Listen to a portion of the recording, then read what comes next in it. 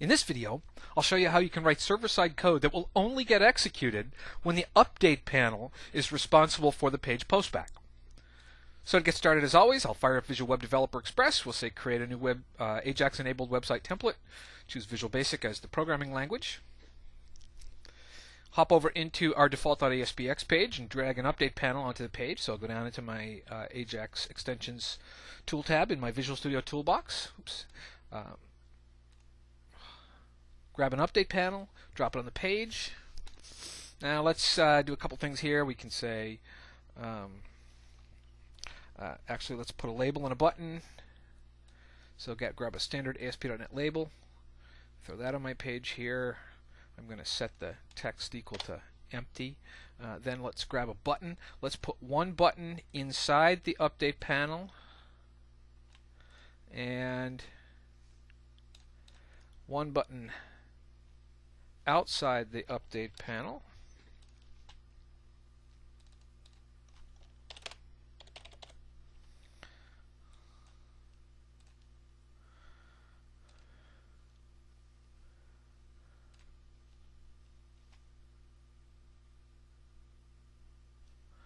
Now let's do it the easy way. Call that button 2, and we'll say this is outside. And this one's inside.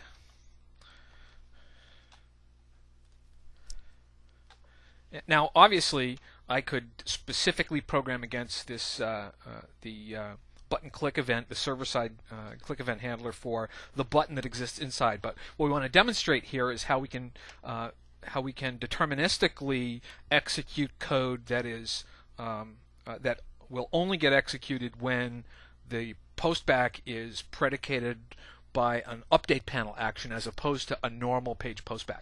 So to do that, let's create a page load event. Right? So page load event is part of the full page lifecycle, and this will happen whenever any postback happens, no matter how that postback is triggered.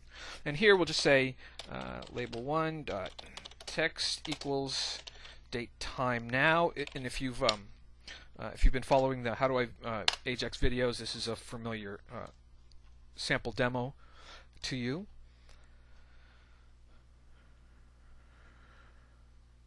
Right, so page load, this gets a full page post back and the update happens. This one is just inside the update panel, and so we don't get the full page post back.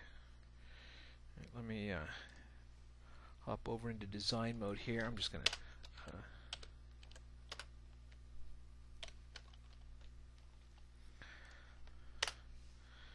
to organize the look and feel there a little bit. Okay, all right. So external postback is a full page postback, full page refresh. Inside the update panel gets the postback and then just the partial page update. Now we want to determine programmatically whether or not the update was caused by an update panel or a full page postback. So here's how we'll do that.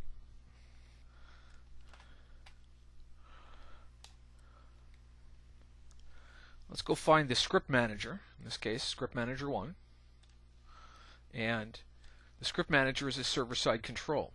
So what we can say here is if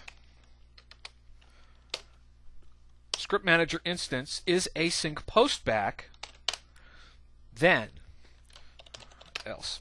And so what we'll say here is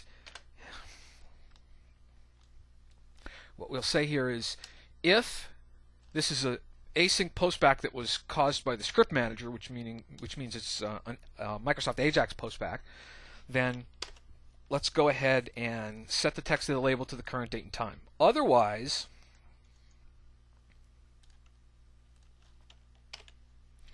let's just set it to not Ajax, just for demonstration purposes.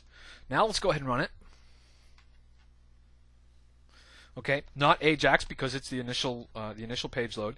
If we click on the outside full page postback, it's not Ajax. But if we click on the button that's inside the update panel and therefore is being caused by an update panel postback, then that condition is true, and we get the date and time instead of the not AJAX message. So that's it. That's all you need to do on your server-side code to make a determination as to whether or not the thing that's causing the postback is in fact an update panel. And if it is, you can execute your update panel specific logic.